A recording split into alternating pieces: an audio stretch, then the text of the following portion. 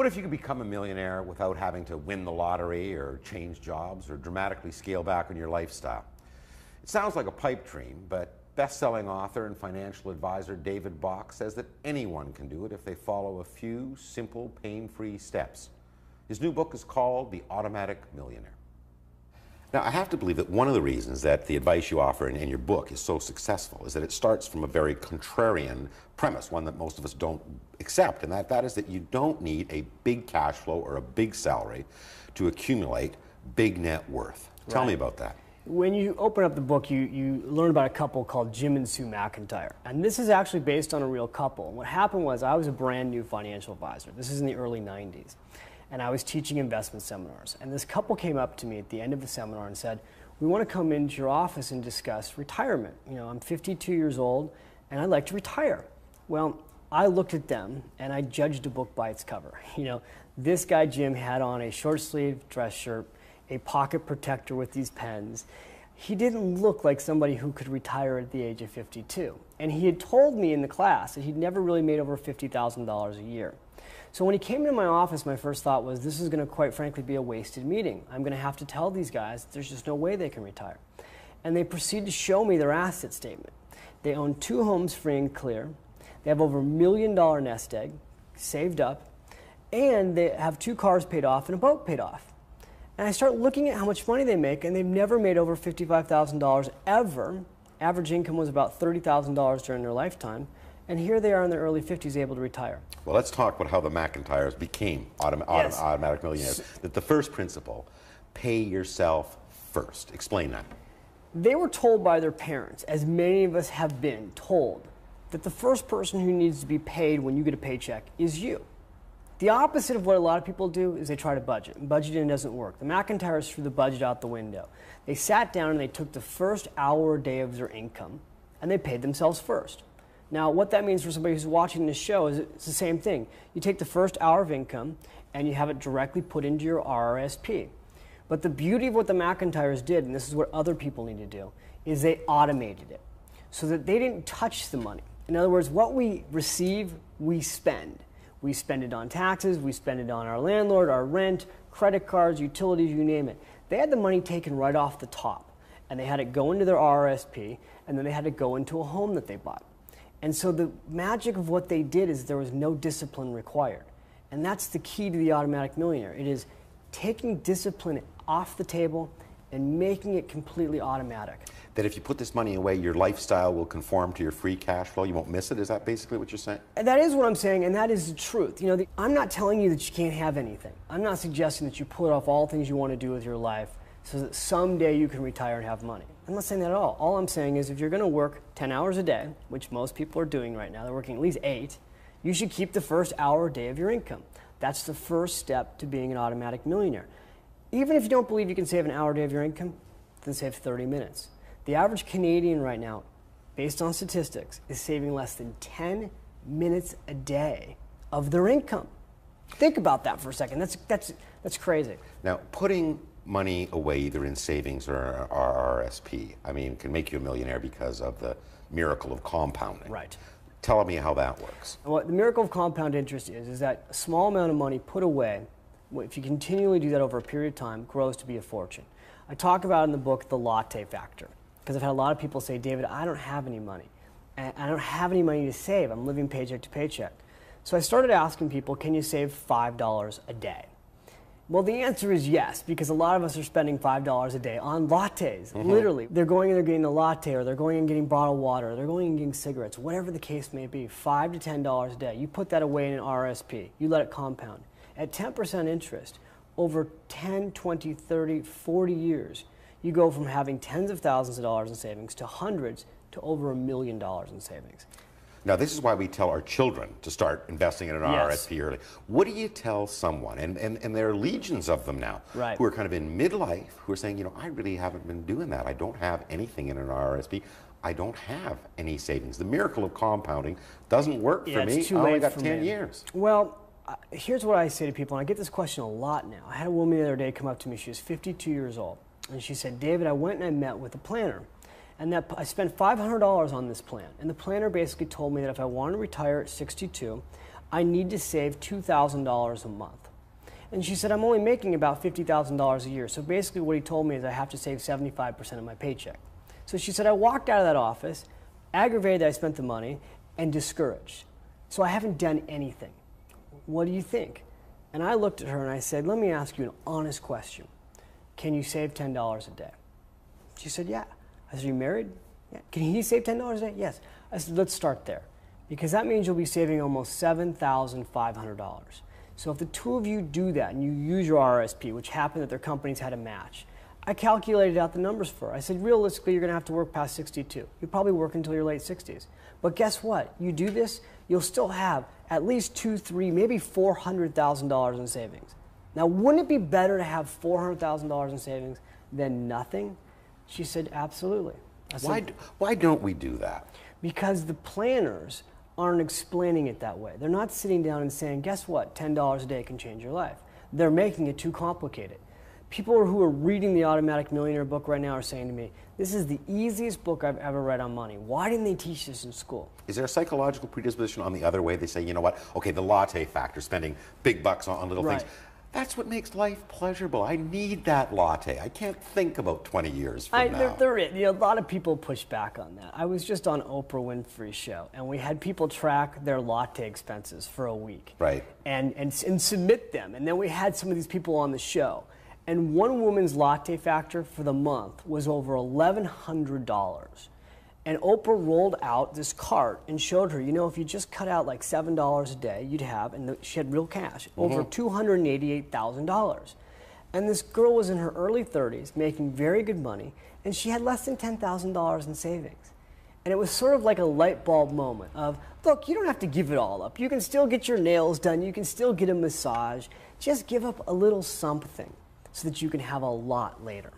The other thing that often stands in our way of making savings or investing in our RSPs is whatever debt we've accumulated, especially credit card debt. Now, you make a very interesting point here that runs again against a lot of the notions, is that you don't have to pay all your debt off first before you can start saving. Explain how that works. Yeah, it's amazing how bad advice has been given for so long. You know, have a budget. Okay, it doesn't work, but that's the advice that's always been given. Yeah, you're against budgets. You just say forget it.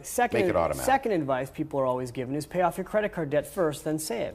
It's horrible advice, because when you meet with somebody who has credit card debt, if they focus all their energy on paying off their credit card debt and their student loans, they may have to wait 10 to 15 years to start saving. So they've lost all those years of compound interest. More importantly, they get depressed because they're working for 10 years just to get themselves out of a hole. They never see themselves making progress. Then they never get excited about investing. I say this is what you do. You pay down your debt and you save for the future at the same time. Split it 50-50. Split it 50-50. You have $100 that you can put away a month. You put 50 towards debt and 50 towards the future. You shrink that debt and you build the future at the same time. And people who do this, they come back to me 3, 4, 5 years later and they go, you know what, that was the best thing I ever did, because as my debt was shrinking, I was also seeing my savings go up, so I was feeling good about myself.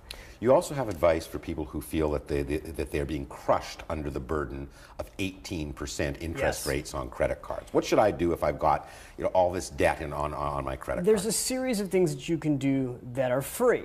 You can pick up the phone, for starters, and call your credit card company and tell them that you're not going to take it anymore. Speak to a supervisor and say, listen, I just got a credit card application in the mail. Now, you're not getting bombarded as bad in Canada as we are in the U.S., but you are being, you are being bombarded. Open up that mail. They're offering right now low-interest credit cards, sometimes anywhere from 0 to 6%.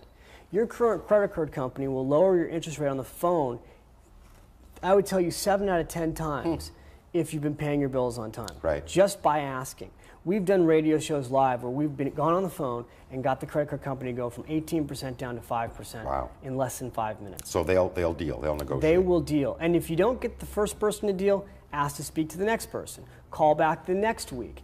We had a woman recently who was at 29%. She went down to 18%. I said, well, call them back next week and go from 18% down to 12.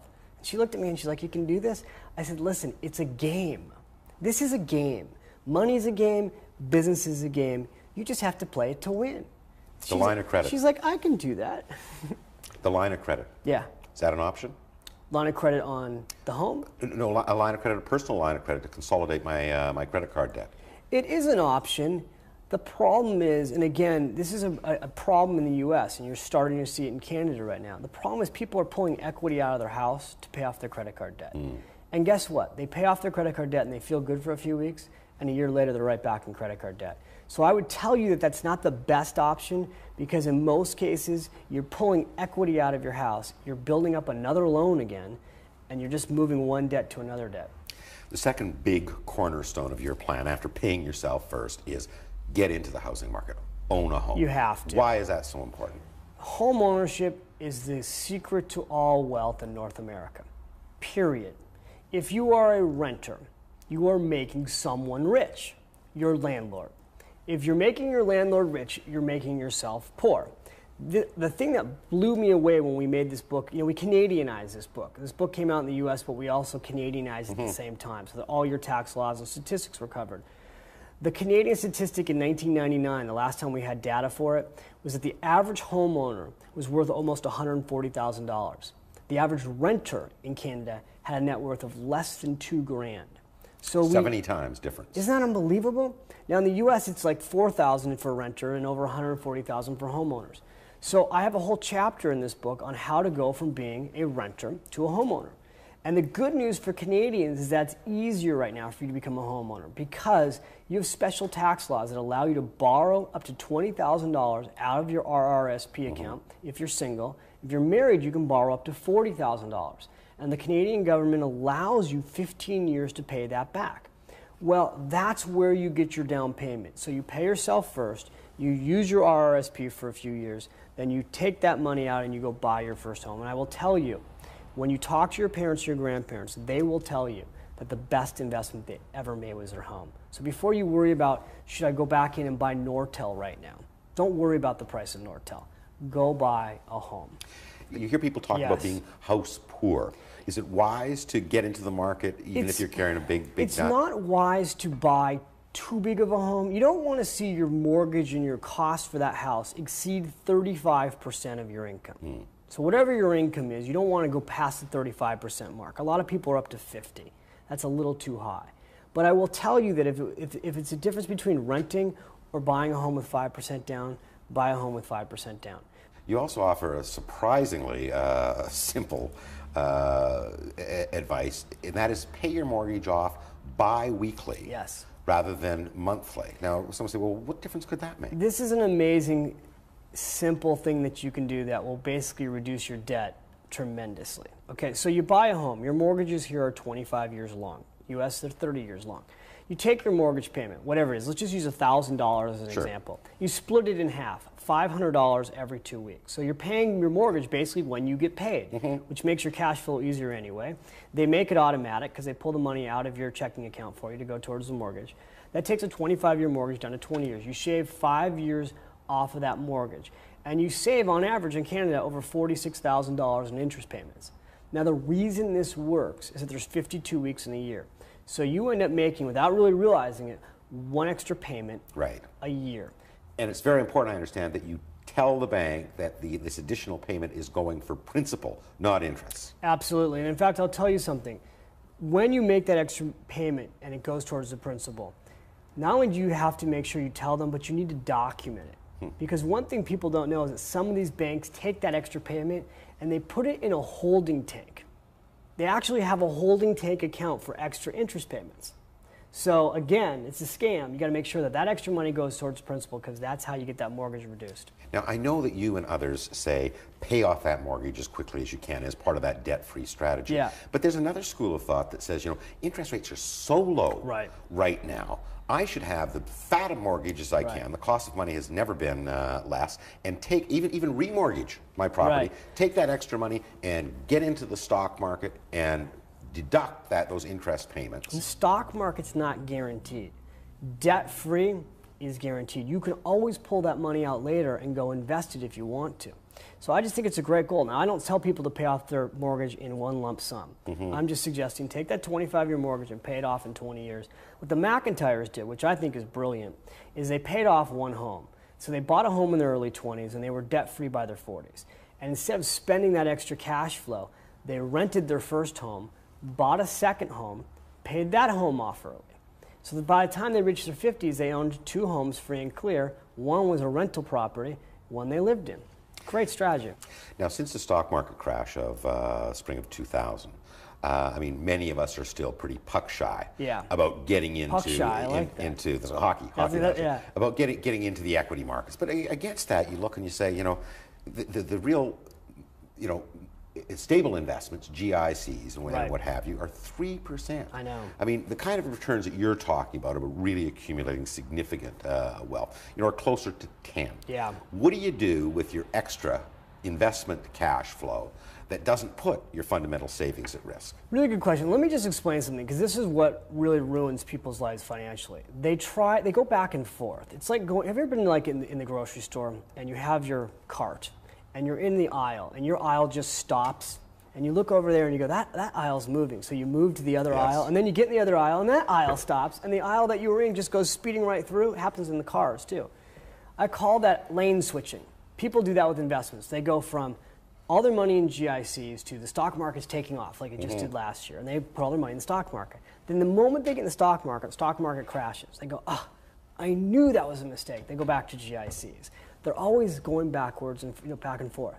Here's what you do. You build a boring financial life. And let me tell you how you build a boring financial life that works.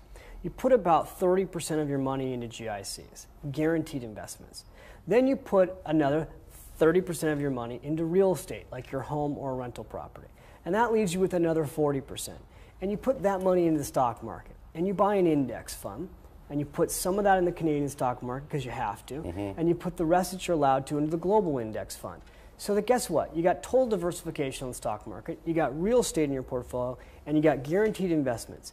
Over time, that breakdown, 30, 30, and 40, produces roughly somewhere between 8 to 11% a year. But there's different strategies depending on where you are in life and your age, is there not?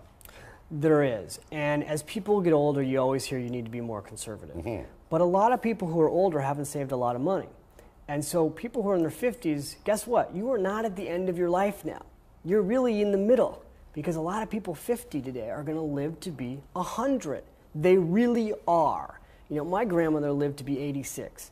And right before she had a stroke and passed away, she was an 86-year-old active young woman, you know, hiking 5 miles a day, going out on 3 dates, 3 nights a week with 3 different men. You know, my grandfather passed away in his early 70s. My grandmother lived almost 20 years later than him. She moved to Leisure World, California, where there's 29,000 women and like 400 men, which is a little bit of an exaggeration, but not a huge exaggeration.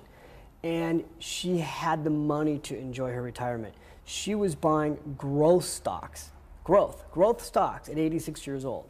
Now, she had guaranteed investments also. Right. But she was still looking for investment opportunities at 86.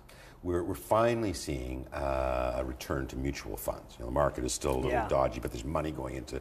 Are you a big fan of managed money, of investing in mutual funds?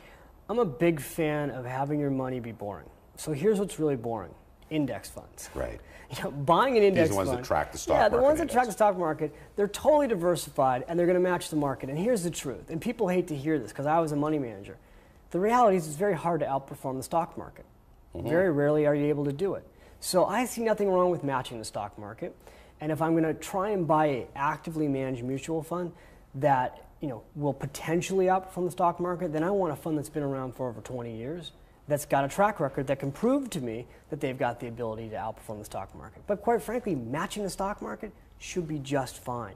And I'll tell you what, after situations like Nortel, or you know, in the United States we had Enron or WorldCom, after these great companies wiped out so many people's financial nest eggs, I'll never bet personally money on individual stocks in a big way ever again. I don't think you should have more than 5% of your net worth in one company stock. Diversification is important as part of that strategy also. Now, another book, you offer financial advice specifically to women. Yes. What kind of advice do women need, or do you offer that's different than you would? Well, Smart Women Finish Rich was the first book I ever wrote. I wrote that book because I learned about money from my grandmother. My grandmother started at 30 with absolutely nothing, became a self-made millionaire, taught my family how to invest, helped me buy my first stock at age 7. I thought all women were like Grandma Bach, you know, the one managing the money at home. What I found out, though, is that women often don't manage the money. And here's what I can tell you as a woman. The financial plan for your family is more important for you than your husband. Because realistically, if your family runs out of money, you'll be the one to find out. Your husband won't, because your husband won't live as long as you will. The women are living an average of 7 to 10 years longer than men, but the truth is that women marry older men in many cases. Sure. So your retirement as a woman could be 10, 20, 30 years longer than your counterpart, and yet because you take time off from work to have kids, you end up with less money in retirement accounts. So it's a double whammy. For women, you got to save more money than men. What do you think is the biggest single mistake women make financially? If they're single, putting off buying a home. You meet women, because today women are getting married later. So women in their 20s should be looking to buy a home. But I'll meet women in their 20s and even their early 30s who are not married, and they say, yeah, but I'm going to wait until I get married. I'm going to wait to deal with this until I'm married. Well, guess what? First of all, you might not get married. Second of all, you'll never meet a man that says that. Men don't say, oh, I'm not going to buy a home until I get married.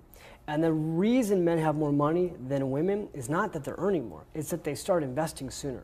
So as a woman, I will tell you, don't put off investing. Use your RSP immediately and buy a home immediately. Those are the two smartest things you can do. The other kind of lifestyle change that has financial implications is that it seems that our children are dependent on us much, much later, well into adulthood. They're going to university more, and that this creates, again, a financial, if not obligation, certainly burden on us parents. How do you pay yourself first when you seem to be stuck in a rut of paying your kids first? They call it, it's the boomerang generation. You throw these kids out in the world, you pay for them to go off to school, to university, and then they come back. So I tell parents, look, you have to have an honest conversation with your kids. You have to say, Mom and Dad can no longer give you money. And here's why.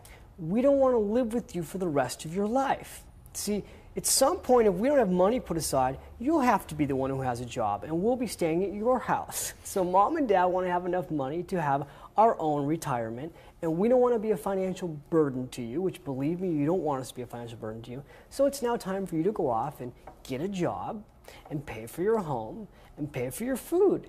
This is what Mommy and Daddy did, and now it's your turn. Now, you start the book with the inspirational story of the McIntyres, who have been able to accumulate this significant wealth without huge cash flow. But what about the opposite side, especially people who are right on the brink of retirement, and they look and they just say, and I think you make the point, only about one in five people have enough savings to retire and maintain the lifestyle they had while they were working. What advice do you give to someone at that station in life? Okay, first of all, again, the retirement advice that's been given for the last 10 years is just really poor. You keep hearing over and over again that when you retire, you're going to need 70 to 80% of what you make. So if you're making, let's just use $100,000 as an example a year, you'll only need $70,000 a year in income at retirement. Well, first of all, it's ridiculous. It's not true. When people retire, you know what the first thing they want to do? What would you guess the first thing somebody wants to do when they retire? Go on a cruise or have a winter home in Canada. They want to travel, or they want to buy a second home. There's all these things they want to do. They've been working for 2 or 3 or 4 decades. They're ready to go party. They may be in their 60s, but they're ready to go play. You'll spend more money in the first, second, or third year of retirement. Some cases, 100, 150, 200%. So here's what you need to know. If you really think you're going to live off of less retirement, don't guesstimate it, practice it. We had our clients where I used to work, I had my own investment group at Morgan Stanley. We used to have our clients practice retirement for 6 months. So instead of just doing a retirement projection that said, okay, here's your amount of money and it'll produce $50,000 a year in income, we'd say, if you're telling us that you can live off of $50,000 a year in income, then we want you to practice doing that for 6 months. At the end of 6 months, come back in our office and tell us if it worked. Then you know you're ready to retire.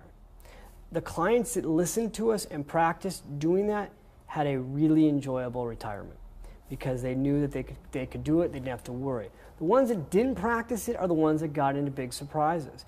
Believe it or not, we've seen people save $500,000 for retirement and go through all of it in 10 years. And now you're 70, so you retired at 60 and you're 70 and you went through $500,000, and now what do you do? When you could live to 90. Well, you're the financial advisor. Give me an answer to that question. Well, we just did a makeover for a couple. I have a show in the States called Simplify Your Life that I do, where we do makeovers.